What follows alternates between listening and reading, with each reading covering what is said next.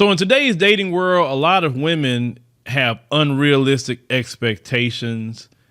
It doesn't even make sense. I don't even know where a lot of that comes from. We got one of our British sisters that's going to be asking some questions about that. Let's review it. Ladies, are we realistic when we sit down and list what we want in a man? A lot of us want a man who is a high earner. So why in the gate that you want a guy that's a high earner? I think what you need to seek is, do this guy have high earning potential? And is he on his way to that high earning potential? You understand what I'm saying? Because a guy could make 30,000 one year, and if he has the right trajectory, he can make 300,000 the next. And see, the problem with a lot of y'all want this high earning thing, you don't know how to spot that in a man. You don't know how to spot it. A guy would be more appreciative to you when you got with him when he was making 30 than when he was making 300,000. See, when you make 300,000, your mindset change as a man. You're like, man, these females fake because they only wrong me for my money. You know what I'm saying? But let's continue. high five figures, if not more, who is 6 foot, if not taller. The 6 foot thing. What is it about this height? And I'm a man that's 6 feet tall, so I'm not saying this like I'm a short person. What is it? Because last time I checked, you mean a dude 5'6" isn't a good dude? A dude that's 5'7", hell, a dude 5'3", he's not a good dude. He can't work, he can't provide, he can't do nothing as a man because of his height. Well, that's dumb. Imagine if men, we had requirements like that on women. They had to be certain heights, or your breast size had to be a certain size. You know, you had to be a D cup, double D, or something like that. Or I can't fool with you, right? Or we had certain measurements for, her booty got to look, it had to be so many inches. That would be completely dumb. And everyone would agree that'd be dumb.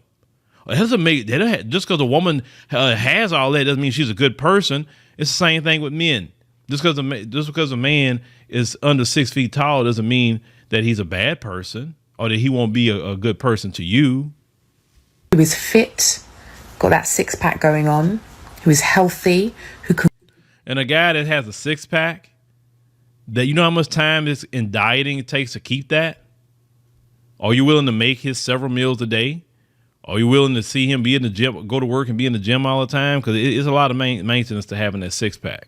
Cook, who can clean, who is great with kids, who is a great communicator, who is kind, who is loving, who is loyal, no side chicks, who can drive, who has his own home, who spoils us, pay for dates, take us on holidays.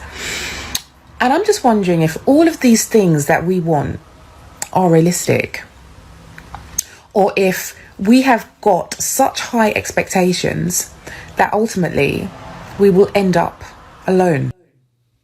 Yeah, that's exactly what it is. That's why a lot of you are alone right now, because you have unrealistic expectations. And the late Kevin Samuels, he had the energy to deal with a lot of you. And, you know, I just personally believe that, you know, dealing with a lot of you sucked on that man's life force. I really believe that, you know, y'all used to, you know, just drain this man every night.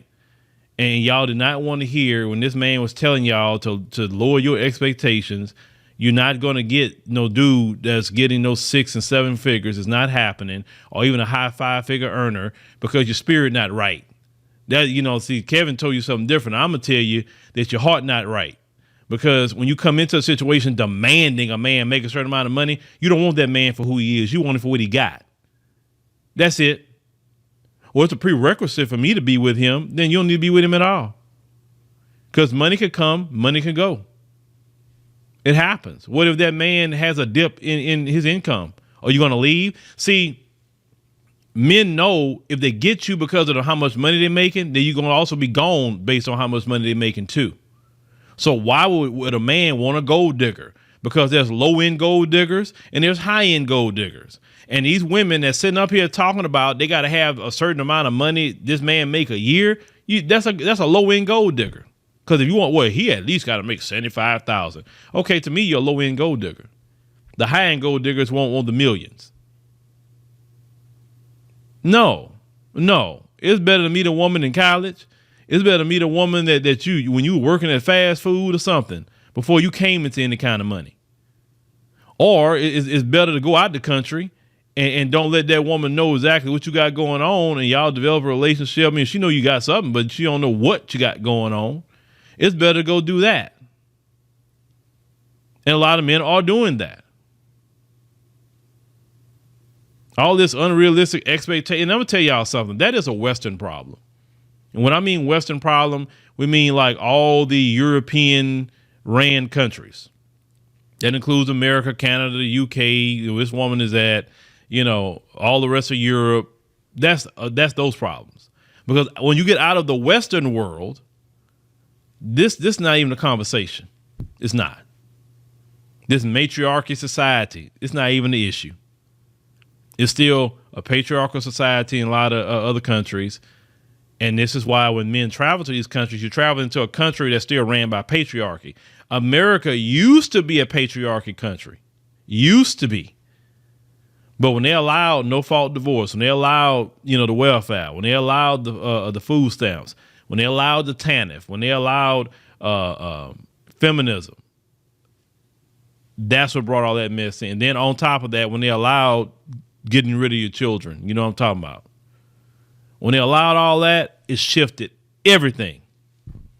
And now you see what you see today. And the good thing for men today is they have options now. And what I mean options is that they can travel now.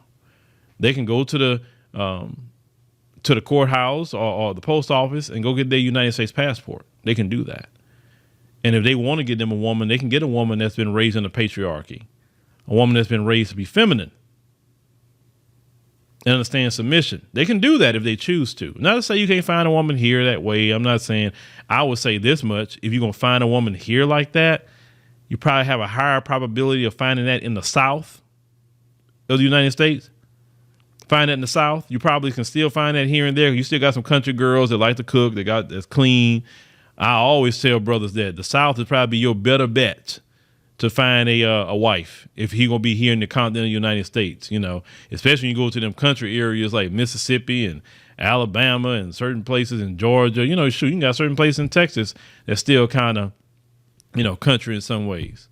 But black folks, we mostly, the majority of us either in Dallas, Houston, and then start going eastbound.